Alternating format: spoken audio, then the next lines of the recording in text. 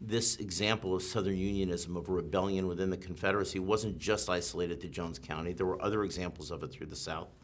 The fact that there were mixed-race rebellions that occurred through the South, that there were slave rebellions that occurred at the time, led me into an area of study which almost on its own became interesting to me. I went to Columbia University to meet with Eric Foner, who's like the dean of Reconstruction historians, because so much of what's really interesting about this movie isn't just in the Civil War period. It's how Newt Knight kept fighting for the rights of African Americans all through the post-war era, fighting white supremacist organizations, and standing up for the rights of freedmen all through Reconstruction. So I was fascinated with the post-war era that I also didn't know anything about. So I went to Foner, and instead of giving me answers, which I'm used to getting when I do research for a movie, you know, I'm a movie guy, I figured they'll just be nice to me, he just gave me a reading list, which was so kind of intriguing. And I went away and read the books and came back 2 weeks later, and he went, oh, well, those aren't bad questions, and he gave me another reading list.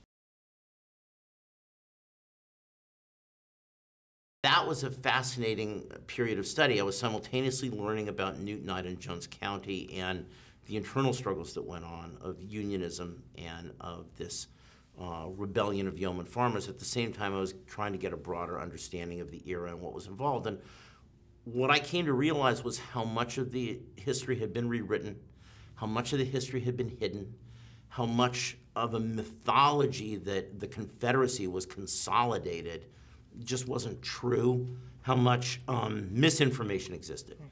And so it kind of redoubled my desire to do the film, and that's what really led to it. It's very, very true what happened. This man named Newt Knight, he owned no slaves. He came from an area of southeast Mississippi that had, well, I wouldn't call it horrible soil, but not great soil. You couldn't have the sprawling kind of agribusiness or plantations that existed in the Delta, Mississippi Delta.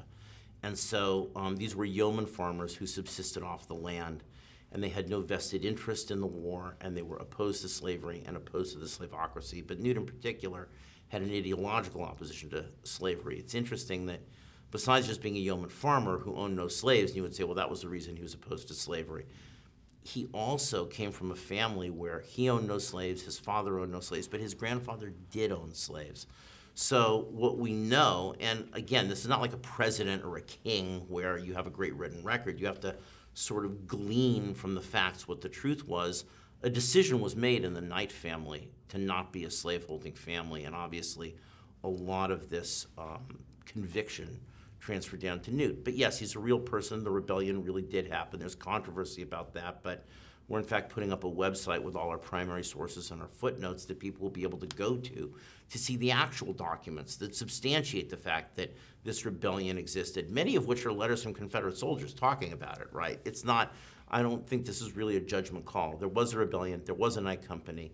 They did raise a flag over the courthouse in Ellisville. It was an anti-slavery, anti-Confederate rebellion, and it's indisputable that Newt continued to fight for the rights of African Americans living in a mixed-race community in the post-war period.